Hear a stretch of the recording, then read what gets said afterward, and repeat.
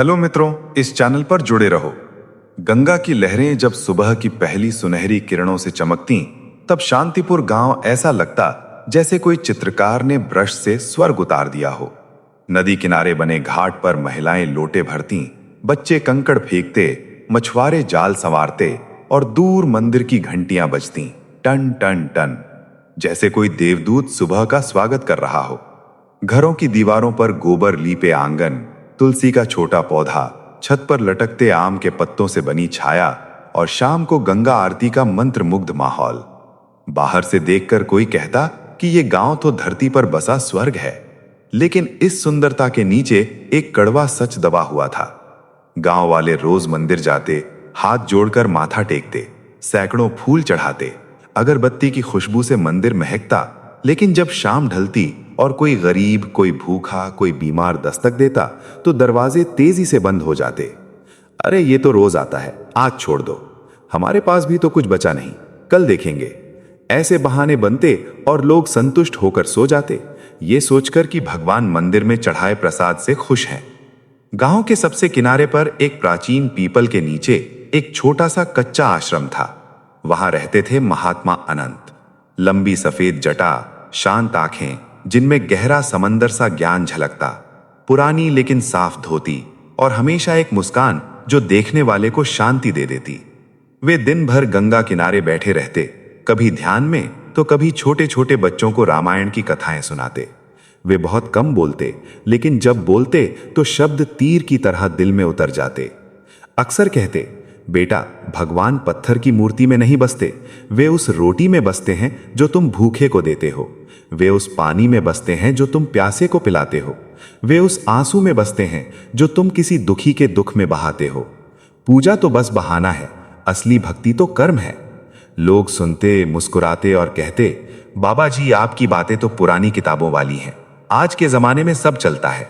और वे अपनी दुनिया में लौट जाते। एक रात अचानक मौसम बदल गया। आसमान में काले काले बादल घिराए, जैसे कोई राक्षस गांव को निगलने आ रहा हो। तेज हवा चली, पीपल के पत्ते उड़ने लगे, बिजली कड़की और इतनी जोर से कि कई बच्चे डर से रो पड़े। फिर मूसलाधार बारिश शुरू हो गई। नदी उफान पर थी, लहरें घाट की सीढ़ियों तक चढ़ाईं, ठंड हड्डियां तक चीर रही थी। उसी रात गांव की गलियों में एक अजनबी घूम रहा था।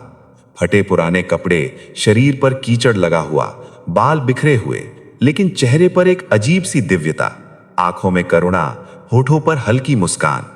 वो हर घर के दरवाजे पर गया। पहले घर में रामदास सेठ थे, बड़े व्यापारी। घर में अनाज भरा पड़ा था। भिखारी ने धीमी आवाज में कहा, भाई साहब, बहुत भूख लगी है, बस एक रोटी मिल जाए।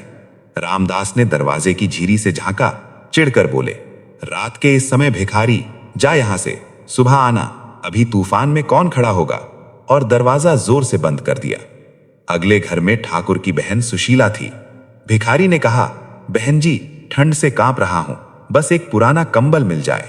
सुशीला ने गुस्से से कहा, अरे तूफान में कहां से आ गया, हम खुद डर रहे हैं, जा यहां से। और उसने एक पत्थर उठाकर फेंक दिया जो भिखारी के पैर के पास गिरा। तीसरे घर में छोटे बच्चे भूख से रो रहे थे।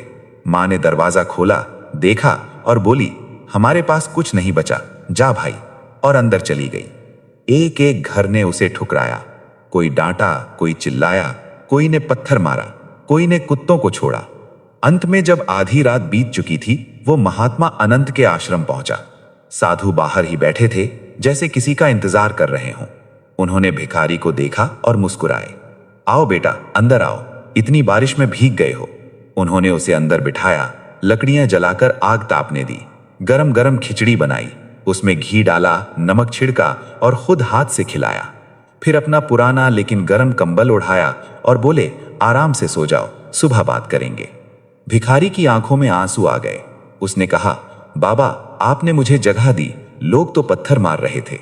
महात्मा ने धीरे से कहा, चुप बेटा, जो मेरे द्वार पर आया वो भगवान का ही रूप है, उसे ठुकराना तो भगवान को ठुकराना है। सुबह हुई, तूफान थम चुका था, सूरज निकल आया था, लेकिन आश्रम में भिखारी गायब था।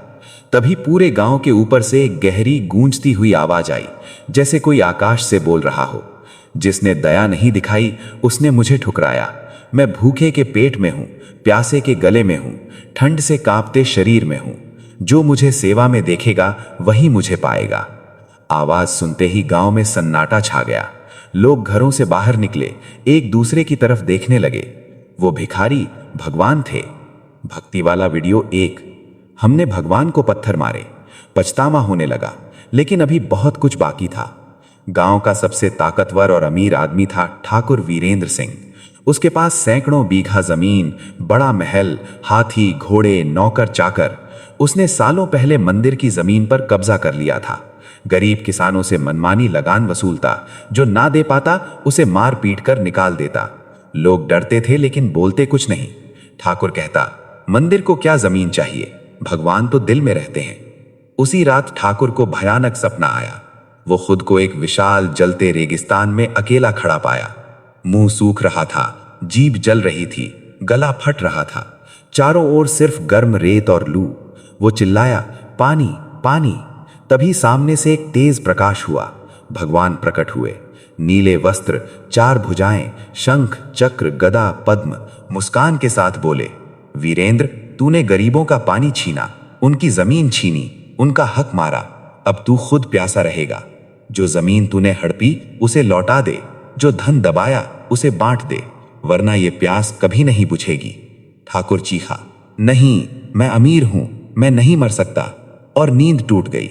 सुबह वो तेज बुखार में तड़प रहा था, शरीर जल रहा था, मुंह सूख रहा था।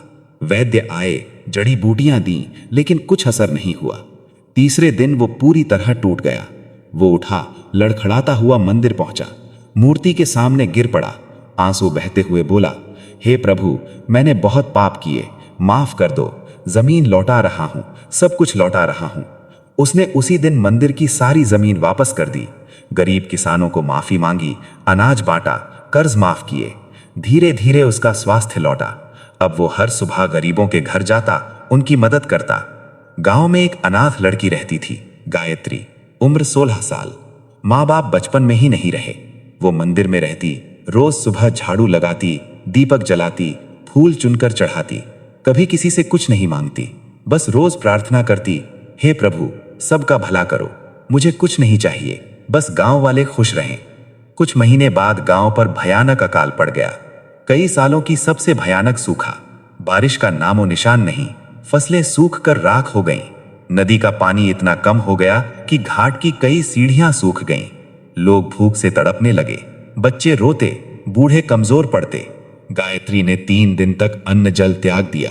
रात दिन मंदिर में बैठी रहती, रोते हुए प्रार्थना करती, हे प्रभु, यदि तुम सच में हो, यदि तुम सुनते हो, तो इस गांव को बचा लो। मैं कुछ नहीं मांगती, बस सबको बचा लो। मेरे आंसू गिन लो, लेकिन गांव वालों का दुख दूर कर दो। चौथे दिन सुबह अचानक आसमान में काले बादल छा गए। गरज हुई, बिजली कड़की, और फिर ऐसी मूसलाधार बारिश हुई कि लोग डर गए। 3 दिन तक लगातार बारिश। खेतों में पानी भर गया, फसलें फिर हरी हो गईं, नदी उफान पर आ गई, गांव बच गया। महात्मा अनंत मुस्कुराए और बोले, देखा बेटा, सच्ची भक्ति पहाड़ हिला सकती है। उसके बाद पूरा गांव मंदिर में इकट्ठा हुआ। लोग भजन गा रहे थे, आंसू बहा रहे थे, एक दूसरे से गले मिल रहे थे, क्षमा मांग रहे थे। अचानक मंदिर की मूर्ति से तेज प्रकाश निकला।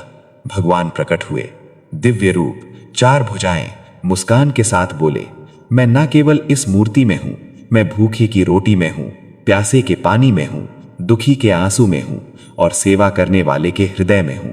जो मुझे सेवा में देखेगा वही मुझे पाएगा। फिर वे अंतर ध्यान हो गए। उस दिन से शांतिपुर पूरी तरह बदल गया। अमीर लोग गरीबों की मदद करने लगे, ठाकुर खुद भंडारा करवाते, झगड़े बंद हो गए, चोरी खत्म हो गई। हर शाम मंदिर में भंडारा होने लगा, बच्चे हंसते खेलते। कुछ साल बाद फिर एक बड़ा संकट आया, भयंकर बाढ़। गंगा इतनी उफन पड़ी कि कई घर डूबने लगे। लोग चीखते काटते भाग रहे थे। महात्मा अनंत बाहर आए और बोले, डरने की जगह मदद करो, एक दूसरे का हाथ थामो, यही भगवान की सबसे बड़ी पूजा है। गांव वाले जुट गए, मजबूत बांध बनाया, बच्चों और बूढ़ों को ऊंची जगह पहुंचाया, रात दिन काम किया। धीरे धीरे पानी उतरने लगा। तभी आसमान से आवाज आई, जहां एकता और सेवा है वहीं मैं हूं। अंत में भगवान फिर प्रकट हुए, बोले, जो प्रेम से जिएगा वो मुझे पाएगा, जो सेवा करेगा वो धन्य होगा, जो अहंकार करेगा वो टूटेगा। पूरे गांव में दिव्य प्रकाश फैल गया। महात्मा अनंत ने आंखें बंद की, वे उसी प्रकाश में विलीन हो गए और शांतिपुर सदा के लिए पवित्र गांव बन गया। आज भी वहां के लोग कहते हैं, भगवान दिखते नहीं, महसूस होते हैं, सेवा में, दया में, प्रेम में, एकता में।